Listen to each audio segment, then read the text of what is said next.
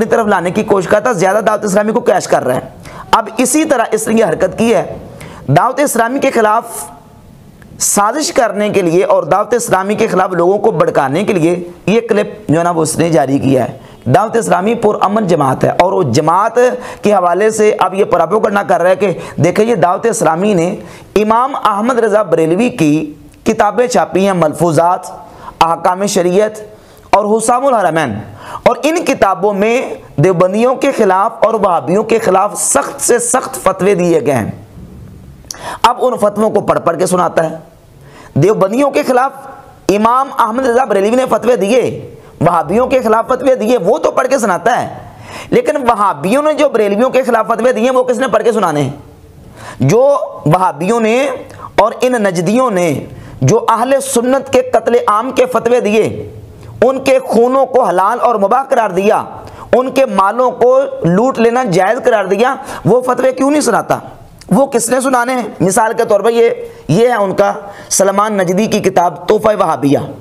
اس کتاب میں سلمان نجدی نے صفحہ نمبر 59 پر لکھا ہے کہ وہ لوگ جو انبیاء اولیاء کا وسیلہ مانتے اور ان کو شفیع سمجھتے، ان سے شفاعت کے طلبگار ہیں، کہتا ہے جو لوگ ایسا کریں وہ مشرک ہیں، شرک اکبر کے مرتکب ہیں، اگرچہ ان کا عقیدہ یہی ہو کہ فاعل حقیقی فقط رب العزت ہے، اور ان صالحین سے دعا کرنے کا مقصد محض یہ ہے کہ ان کی سفارش سے مراد بر آئے گی، گویا یہ ایک واسطہ ہے، یعنی ان کا فعل ہر حال شرک ہے، اور ایسے لوگوں کا خون بہانا جائز ہے اور ان کے اموال کا لوٹ لینا مباح ہے۔ یہ نجدیوں کے فتاوے ہیں، جن نجدیوں کو پروموٹ کرتا ہے اور جن کو یہ کہتا ہے وہ حق کے زیادہ قریب ہیں، سنت کے زیادہ قریب ہیں، ان کے فتوے کیوں نہیں پڑھ کے سناتا؟ ان کے جو طوفانی فتوے ہیں جس میں انہوں نے اہل سنت کو، وسیلہ ماننے والوں کو اور اولیاء اللہ سے استمداد کرنے والوں کے مالوں کو لوٹ لینا مباح قرار دیا، ان کو مشرک اور کافر کہا، ان کا خون بہانا جو ہے وہ مباح قرار دیا، ان کے فتاوے کیوں نہیں دکھاتا؟ اور پھر مرزا کے مجدد، جس کو مجدد لکھا ہے ابن عبداللہ نجدی کو مرزا نے مجدد کہا ہے اپنے کلپ میں، یہ ابن عبداللہ نجدی کی کتاب ہے کشف الشبہات۔ کشف الشبہات کے صفحہ نمبر 15 پر ابن عبداللہ نجدی نے اہل سنت کے بارے میں لکھا ہے کہ اور وہ لوگ جو فرشتوں، نبیوں یا ولیوں کا قصد کرتے تھے وہ صرف ان کی سفارش کے ذریعے قرب خداوندی حاصل کرنا چاہتے تھے، اسی عقیدہ کی روح سے ان کا مال مباح اور ان کو قتل کرنا حلال ٹھہرایا۔ اہل سنت کا عقیدہ رکھنے والوں کو قتل کرنا بھی مباح قرار دے دیا اور ان کا مال لوٹنا بھی ابن عبداللہ نجدی نے جائز قرار دیا۔ یہ فتوے کیوں نہیں سناتا؟ اور اس کے ساتھ ایک اور حوالہ پیش کر کے آگے چلتے ہیں۔ یہ دیکھیے اسماعیل دہلوی کی کتاب تقویۃ الایمان، اس تقویۃ الایمان کتاب میں صفحہ 29 پر امام الوہابیہ اسماعیل دہلوی لکھتا ہے کہ مگر یہی پکارنا اور منتیں ماننی اور نظر و نیاز کرنی اور ان کو اپنا وکیل اور سفارشی سمجھنا، یہی ان کا کفر و شرک تھا۔ سو جو کوئی کسی سے یہ معاملہ کرے گو کہ اس کو اللہ کا بندہ و مخلوق ہی سمجھے، سو ابو جہل اور وہ شرک میں برابر ہے۔ اہل سنت کو ابو جہل کے ساتھ شرک میں ملا رہا ہے، ان کے مال کو لوٹنا مباح قرار دے رہے ہیں، ان کا قتل کرنا جائز قرار دے رہے ہیں۔ یہ کون دے رہے ہیں؟ نجدی علماء۔ ان کے حوالے کیوں نہیں پڑھ کے سنا رہا؟ ان کے فتوے کیوں نہیں سنا رہا؟ اب آتے ہیں امام احمد رضا بریلوی رحمۃ اللہ علیہ کے فتاوی جات کی طرف۔ امام احمد رضا بریلوی رحمۃ اللہ علیہ نے جن مولویوں کے خلاف شرعی فتویٰ صادر کیا، سوال یہ ہے کہ ان مولویوں کا قصور کیا تھا، ان کا جرم کیا تھا، کیا وجہ تھی کہ ان پر امام احمد رضا بریلوی رحمۃ اللہ علیہ نے فتویٰ عائد کیا؟ تو ان کا جرم تھا رسول اللہ صلی اللہ علیہ وآلہ وسلم کی گستاخی اور توہین۔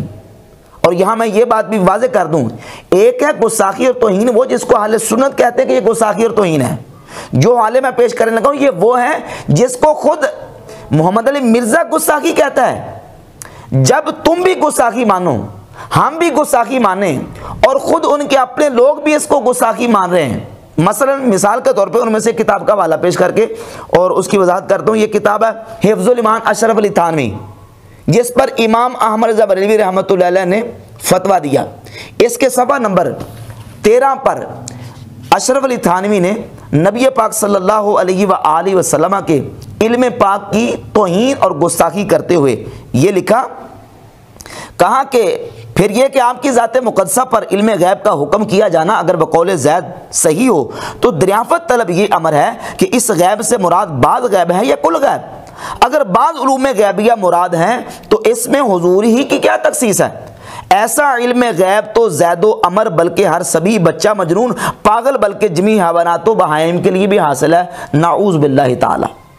یہ عبارت رسول اللہ صلی اللہ علیہ وآلہ وسلم کے علم پاک کی توہین اور گستاخی ہے، اور یہ ہے گستاخی جس کو ہم کہتے ہیں کہ گستاخی ہے۔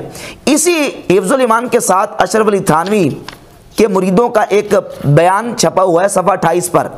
خود اشرف علی تھانوی کے مریدوں نے کہا کہ جناب آپ اپنی اس عبارت سے رجوع کر لیں، بادی نظر میں جو بندہ اس عبارت کو پڑھتا ہے تو پڑھنے والا بادی نظر میں سخت سوء ادبی کو مشعر ہے آپ کی عبارت، یعنی پڑھتے ہی فوراً انسان کی جو توجہ ہے وہ گستاخی کی طرف جاتی ہے کہ آپ کی یہ عبارت جو ہے وہ گستاخانہ ہے، لیکن اشرف علی تھانوی نے توبہ نہیں کی۔ اور پھر امام احمد رضا بریلوی رحمۃ اللہ علیہ نے حکم شرع بیان کیا، اور یہ کتاب اشد العذاب، مرزا حسن چاندپوری جو اشرف علی تھانوی کے وکیل مناظرہ تھے، انہوں نے مرزا حسن چاندپوری نے اپنی کتاب اشد العذاب کے صفحہ 15 پر لکھا ہے کہ خان صاحب نے جو فتویٰ دیا ہے جس کو وہ جو مطلب سمجھتے تھے اس کے مطابق اگر وہ فتویٰ نہ دیتے تو وہ فتویٰ خود خان صاحب اپنے اوپر آتا۔ اور پھر اب ہم آتے ہیں مرزا کے ریسرچ پیپر نمبر 2 اندھا دھند پیروی کا انجام۔ یہی عبارت حفظ الایمان کی مرزا نے اپنے اس ریسرچ پیپر نمبر 2 کے صفحہ نمبر پیج نمبر 3 پر اس کو بیان کیا اور اس کو گستاخی قرار دیا۔ اب تم بھی گستاخی کہو، ہم بھی گستاخی کہیں، خود اشرف علی تھانوی کے مرید کہیں کہ یہ گستاخانہ عبارت ہے، تو امام احمد رضا بریلوی رحمۃ اللہ علیہ نے جب فتویٰ اس پر لگا دیا تو اس میں پھر اب قصور کیا ہے؟ تمہیں تکلیف کس بات کی ہے پھر؟ اور پھر اس کے ساتھ ساتھ ایک اور دوسری عبارت ہے، جن لوگوں پر فتوے دیے ان کا قصور کیا تھا؟ ان کا قصور یہ تھا کہ انہوں نے اپنی کتابوں میں وہ عبارات لکھی تھی، وہ گستاخانہ مواد لکھا تھا جو رسول پاک صلی اللہ علیہ وآلہ وسلم کی توہین اور گستاخی تھی۔ اور یہ کتاب ہے ایک بانی دارالعلوم دیوبند قاسم نانوتوی کی کتاب تحذیر الناس، اس کتاب کے صفحہ نمبر 40 پر، 65 پر اور صفحہ نمبر 85 پر 3 صفحات پر یہ عبارات، صفحہ نمبر 40 پر نبی کریم علیہ الصلوۃ والسلام کی ختم نبوت کے حوالے سے بالکل مسلمانوں کے عقیدے سے ہٹ کر عقیدہ بیان کیا۔ سب مسلمان جانتے ہیں کہ حضور خاتم النبیین ہے، اور خاتم النبیین کا معنی ہے آخری نبی۔ کیا معنی ہے؟ ہر مسلمان کا بچہ بچہ جانتا ہے۔ اب نانوتوی صاحب سمجھانے بیٹھ گئے، کہتے ہیں کہ اول معنی خاتم النبیین سمجھنے چاہیے، یعنی گویا کہ مسلمانوں کو پتہ نہیں ابھی، اول معنی خاتم النبیین سمجھنے چاہیے تاکہ فہم جواب میں کچھ دقت نہ ہو۔ سو عوام کے خیال میں تو رسول اللہ صلی اللہ علیہ وآلہ وسلم کا خاتم ہونا بئی معنی ہے کہ آپ کا زمانہ انبیاء سابق کے بعد اور آپ سب میں آخری نبی ہیں، مگر اہل فہم پر روشن ہوگا کہ تقدم یا تاخر زمانی میں بذات کچھ فضیلت نہیں۔ نعوذ باللہ تعالی۔ کہتا ہے کہ حضور کا آخری نبی ہونا اور سب نبیوں کے بعد میں آنا یہ عوام کا خیال ہے، اہل فہم سمجھتے ہیں کہ اس میں کوئی بذات کچھ فضیلت نہیں ہے، جبکہ نبی کریم صلی اللہ علیہ وآلہ وسلم کا آخری نبی ہونا حضور کی فضیلت ہے۔ اور صفحہ نمبر 65 پر لکھا کہ اگر حضور کے زمانے میں بھی کہیں اور کو نبی آ جائے، پھر بھی بالفرض آپ کے زمانے میں بھی کہیں اور کو نبی آ جائے، پھر بھی آپ کی خاتمیت میں کچھ فرق نہیں آتا۔ اور صفحہ نمبر 85 پہ جا کے لکھتا ہے کہ حضور کے بعد بھی کہیں کو نبی پیدا ہو جائے تو پھر بھی حضور کی ختم نبوت میں کچھ فرق نہیں آتا۔ یہ عبارتیں تھیں حضور کی ختم نبوت کے انکار والی، جس پر امام احمد رضا بریلوی رحمۃ اللہ علیہ نے فتویٰ دیا، اور ان کے گلوں میں جو نا وہ ہاتھ ڈالتے، جو فتویٰ بنتا تھا اس کے مطابق فتویٰ دیا، دوگلا پالیسی نہیں کی، دوگلا پن نہیں کیا، منافقت نہیں کی، بلکہ جو فتویٰ بنتا تھا وہ فتویٰ دیا۔ اور یہ عبارتیں جو میں نے پیش کی ہیں، یہ عبارتیں وہ ہیں جن کو مرزا نے اپنے ریسرچ پیپر نمبر 2، یہ پیج نمبر اس کا یہ دیکھ لیں، اس کا پیج نمبر ہے جی 4، پیج نمبر 4 علماء کا نظریہ نمبر 18، اس میں خود اسی قاسم نانوتوی کی جو کتاب ہے تحذیر الناس اس کی بات کو نقل کیا ہے۔ تم بھی یہ کہہ رہے ہو کہ یہ خلاف قرآن و حدیث ہے، اور امام اہل سنت امام احمد رضا بریلوی رحمۃ اللہ علیہ نے بھی اسی طریقے سے فتویٰ دی ہے، اور یہ فتوے بالکل انہوں نے اس بنیاد پر دیے ہیں ان لوگوں کے کا قصور یہ تھا کہ انہوں نے نبی پاک صلی اللہ علیہ وآلہ وسلم کی ذات اقدس کی توہین اور گستاخی کی ہے۔ اور پھر غیر مقلدین اور وہابیہ کے امام و پیشوا اسماعیل دہلوی، جن کی عبارتیں خود مرزا نے اپنی اس کتاب اپنے اس ریسرچ پیپر نمبر 2 میں ذکر کی ہیں، اسماعیل دہلوی کی، اس کی کتاب کون سی ہے؟ یہ کتاب ہے اسماعیل دہلوی کی تقویۃ الایمان۔ اسی کتاب میں اسماعیل دہلوی نے لکھا ہے کہ نبی کریم علیہ الصلوۃ والسلام نعوذ باللہ مر کے مٹی میں مل گئے۔ یہ کتاب ہے تقویۃ الایمان، جس میں لکھا کہ نبی بڑے بھائی ہم چھوٹے بھائی، نبی کی تعظیم بڑے بھائی کی سی کیجیے۔ یہ کتاب ہے جس میں لکھا ہے کہ نعوذ باللہ تعالی ہر مخلوق چھوٹی ہو یا بڑی وہ اللہ کی شان کے آگے چمار سے بھی زیادہ ذلیل ہے۔ انبیاء علیہ السلام کی اور خصوصاً نبی پاک صلی اللہ علیہ وآلہ وسلم کی توہین اور گستاخی اس کتاب میں کی گئی، تو فتویٰ نہ لگتا تو اور کیا ہوتا ہے؟ اور پھر یہ وہ کتاب ہے جس کے حوالے خود اس ریسرچ پیپر نمبر 2 میں مرزا نے دیے ہیں۔ یہ تقویۃ الایمان کے، اور یہ تقویۃ الایمان میرے پاس جو ہے یہ المملکۃ العربیہ سعودیہ الریاست العامہ لشؤون المسجد الحرام والمسجد النبی سعودی عرب سے چھپی ہے، جو حاجیوں کو دی جاتی ہے، تقسیم کی جاتی ہے۔ اور ایک اس کا اور نسخہ میرے پاس موجود ہے، یہ دیکھیں، المملکۃ العربیہ سعودیہ سلسلہ تو توعیت الحجاج، حاجیوں کو جو کتابیں دی جاتی ہیں تقویۃ الایمان، یہ وہ کتاب ہے۔ اور یہ مرزا کا جو بڑا ہی ایک ممدوح ادارہ ہے دارالسلام، یہ دارالسلام نے چھاپی ہے تقویۃ الایمان، اور یہ تقویۃ الایمان بھی دارالسلام نے چھاپی ہے۔ یہ کتابیں ہیں جن کتابوں میں نبی پاک صلی اللہ علیہ وآلہ وسلم کی توہین اور گستاخی کی گئی ہے۔ امام احمد رضا بریلوی رحمۃ اللہ علیہ نے جو فتوے دیے ہیں، یہ قصور کیا تھا ان لوگوں کا؟ ان کا قصور یہ تھا کہ انہوں نے اپنی کتابوں میں حضور علیہ الصلوۃ والسلام کی شان میں گستاخیاں کی ہیں، اور ان کے گلے میں ہار تھوڑی ڈالنے تھے۔ اور باقی رہ گئی بات سخت فتووں کی، تو یہ سخت فتوے جو ہیں، آپ تھوڑی سی پیچھے تاریخ چلے جائیں، یہ سخت فتوے میں آپ کو سناتا ہوں کہ کہاں کہاں ملیں گے۔ مثال کے طور پہ یہ ہے امام بخاری کی کتاب خلق و افعال العباد، امام بخاری کے طوفانی فتوے۔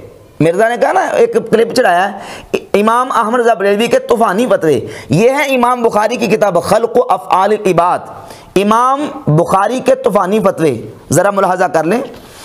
اس کے صفحہ نمبر 11 پر رقم نمبر 40 امام بخاری رحمۃ اللہ علیہ لکھتے ہیں، قال ابو عبداللہ، یہ ابو عبداللہ محمد بن اسماعیل بخاری رحمۃ اللہ علیہ، ما ابالی صلیت خلف الجہمی الرافضی ام صلیت خلف الیہود والنصارى۔ امام بخاری کہتے ہیں کہ میں کسی رافضی کے پیچھے نماز پڑھوں یا کسی یہودی یا عیسائی کے پیچھے نماز پڑھوں، میرے نزدیک دونوں کے پیچھے نماز پڑھنا برابر ہے۔ یہودی یا عیسائی کے پیچھے نماز پڑھوں یا رافضی کے پیچھے نماز پڑھوں، دونوں کے پیچھے نماز پڑھنا امام بخاری کا طوفانی فتویٰ یہ ہے، وہ کہتے ہیں میرے نزدیک برابر ہے دونوں۔ اور پھر آگے لکھتے ہیں ولا یسلم علیہم، ان کو رافضیوں کو سلام بھی نہ کیا جائے، ولا یعادون، ان کی عیادت بھی نہ کی جائے، ولا یناکحون، ان کے ساتھ نکاح بھی نہ کیا جائے، ولا یشہدون، اور ان کے جنازوں میں بھی حاضر نہ ہوا جائے، ولا توکل ذبائحہم، اور ان کا ذبیحہ بھی نہ کھایا جائے۔ یہ امام بخاری کا فتویٰ ہے۔ تم کہتے ہو کہ ان میں تو ٹالرنس نہیں تھا، ان میں یہ تو بڑے جو ہے نا وہ بڑے شدت پسند لوگ تھے، امام بخاری کو کیا کہو گے؟ یہ رافضیوں کے بارے میں جن کے پیچھے تم جا کے نمازیں پڑھتے ہو نا، ان کے بارے میں امام بخاری رحمۃ اللہ کا یہ طوفانی فتویٰ ہے۔ وہ کہتے ہیں کہ ان کے پیچھے نماز پڑھنا تو میں ایسے سمجھتا ہوں جیسے کسی یہودی یا کسی عیسائی کے پیچھے نماز پڑھنا، یہ امام بخاری کا فتویٰ ہے۔ اور اس سے اوپر چلے جائیں، احادیث کو اٹھا کر دیکھ لیں، صحابہ اکرام رضی اللہ تعالی عنہم کا بد مذہبوں کے بارے میں رویہ اٹھا کر دیکھ لیں، آپ کو ساری چیزیں واضح ہو جائیں گی۔ سیدنا عبداللہ ابن عمر رضی اللہ تعالیٰ صحابہ اکرام کے آپ طریقے کو دیکھ لیں، آپ سنن ابی داؤد کے حدیث نبی کریم علیہ الصلوۃ والسلام کے خود فرمودات دیکھیں، سنن ابی داؤد میں 4691 نمبر حدیث ہے، اور اس کو البانی نے اس کو حدیث کو حسن کہا ہے۔ حضور علیہ الصلوۃ والسلام فرماتے ہیں القدریۃ مجوس ھذہ الامہ، تقدیر کے منکر میری امت کے مجوسی ہیں۔ تقدیر کے جو منکر تھے وہ نماز پڑھتے تھے، روزہ رکھتے تھے، حج کرتے، زکات دیتے، سارا کچھ کرتے تھے، لیکن تقدیر کا انکار کرتے تھے، تو حضور نے فرمایا کہ یہ میری امت کے کیا ہیں؟ مجوسی ہیں۔ القدریۃ مجوس ھذہ الامہ، اس امت کے مجوسی یہ قدریے ہیں۔ اور اس سے آگے صحیح بخاری مسلم کی حدیث موجود ہیں، صحیح بخاری کی 6900 30 نمبر حدیث اور 6930 نمبر حدیث سے اوپر حضرت عبداللہ ابن عمر رضی اللہ تعالیٰ عنہ کا فرمان موجود ہے کہ عبداللہ بن عمر رضی اللہ تعالیٰ عنہ کانا بن عمر یراہم شرار خلق اللہ، عبداللہ بن عمر ان لوگوں کو جو کافروں کے بارے میں اتری آیتیں مسلمانوں پہ فٹ کرتے تھے، عبداللہ بن عمر ان کو اللہ کی مخلوق میں سے بدترین مخلوق سمجھتے تھے، اللہ کی مخلوق میں سے بدترین مخلوق سمجھتے تھے۔ اور اسی طرح سنن ابن ماجہ میں 176 نمبر حدیث ہے حضرت ابو امامہ باہلی رضی اللہ تعالیٰ کا طوفانی فتویٰ، سخت فتویٰ، جب انہوں نے دیکھا کہ خوارج کو قتل کر کے ان کے سروں کو لٹکایا گیا تو حضرت ابو امامہ باہلی رضی اللہ تعالیٰ نے دیکھ کے فرمایا شر قتلا قتلوا تحت ادیم السماء، یہ جو قتل کیے گئے ہیں یہ اس نیلی چھت کے نیچے سب سے بدترین مخلوق ہیں جن کو قتل کیا گیا ہے۔ اور فرمایا کہ کلاب اہل النار، یہ اہل جہنم کے کتے ہیں جن کے سروں کو کاٹ کر لٹکایا گیا ہے۔ یہ طوفانی فتویٰ حضرت ابو امامہ باہلی رضی اللہ تعالیٰ کا۔ اور صحیح مسلم میں 2469 نمبر حدیث ہے، خود نبی پاک صلی اللہ علیہ وآلہ وسلم نے ارشاد فرمایا ہم شر الخلق والخلیقہ، یہ خوارج جن کے بارے میں مرزا کہتا ہے کہ حضرت علی رضی اللہ تعالیٰ عنہ کے جنازے پڑھا کرتے تھے، جھوٹی بات، کوئی ثبوت نہیں، کوئی اس کے اوپر کوئی ریفرنس کوئی ثبوت موجود نہیں ہے، کہتا ہے حضرت علی ان کے جنازے پڑھتے تھے۔ یہ خوارج جن کے بارے میں حضور فرماتے ہیں ہم شر الخلق والخلیقہ، یہ اللہ کی مخلوق میں سے بدترین، ساری مخلوق میں سے بدترین مخلوق ہے۔ اب وہ جو حوالہ پیش کیا نا علامہ خادم حسین رضوی صاحب کا، اب اس حدیث کے مطابق دیکھ لو ذرا، خوارج کے بارے میں حضور فرماتے ہیں کہ اللہ کی مخلوق میں سے بدترین مخلوق ہے، یعنی ساری مخلوق باقی نیچے ہیں اور یہ اس سے زیادہ خبیث ہیں اور زیادہ جو ہے وہ برے ہیں۔ ہم شر الخلق والخلیقہ، اور انہی کے بارے میں صحیح بخاری کی 6930 نمبر حدیث ہے، حضور علیہ الصلوۃ والسلام فرماتے ہیں اینما لقیتموہم فقتلوہم، جہاں تم ان کو پاؤ ان کو قتل کر دو۔ حاکموں کو حکم ہے، وقت کا جو سلطان ہے اس کو حکم ہے کہ ان خوارج کو تم قتل کر دو۔ تو یہ سارے جو ہیں وہ فتاوی جات احادیث میں صحابہ کرام رضی اللہ تعالیٰ کے اقوال میں موجود ہیں۔ لہٰذا اگر دعوت اسلامی پر اعتراض کرو کہ دعوت اسلامی والوں نے امام احمد رضا بریلوی کی کتابیں چھاپی ہیں، ان کے فتاوے چھاپے ہیں، تو پھر تو تمہیں امام بخاری کی کتابیں بند کروانی پڑے گی، کیونکہ امام بخاری نے رافضیوں کے بارے میں کیا کمنٹس دیے ہیں۔ طوفانی فتویٰ ان کا کیا ہے کہ یہودیوں اور عیسائیوں کے پیچھے نماز پڑھنا اور رافضیوں کے پیچھے نماز پڑھنا میرے نزدیک برابر ہے، یہ امام بخاری کا فتویٰ ہے۔ امام بخاری کی کتابیں بند کروانی پڑے گی، تمہیں پھر صحیح بخاری بھی بند کروانی پڑے گی، صحیح مسلم بھی بند کروانی پڑے گی، اور دارالسلام بھی بند کروانا پڑے گا، دارالسلام سے جو کتابیں چھپ کے آ رہی ہیں ان کو بند کروانا پڑے گا۔ تو ہر عقیدہ جو ہے وہ ہر مسلک جو فرقہ ہے وہ اپنے عقیدے کے مطابق وہ ساری چیزیں اپنی لے کے چلتا ہے۔ تو اب اس کی کوشش ہے کہ کسی نہ کسی طریقے سے دعوت اسلامی کو ٹارگٹ کیا جائے اور ان کے جو دامن پہ کسی طریقے سے دبا لگا کے ان کو بدنام کرنے کی کوشش کی جائے۔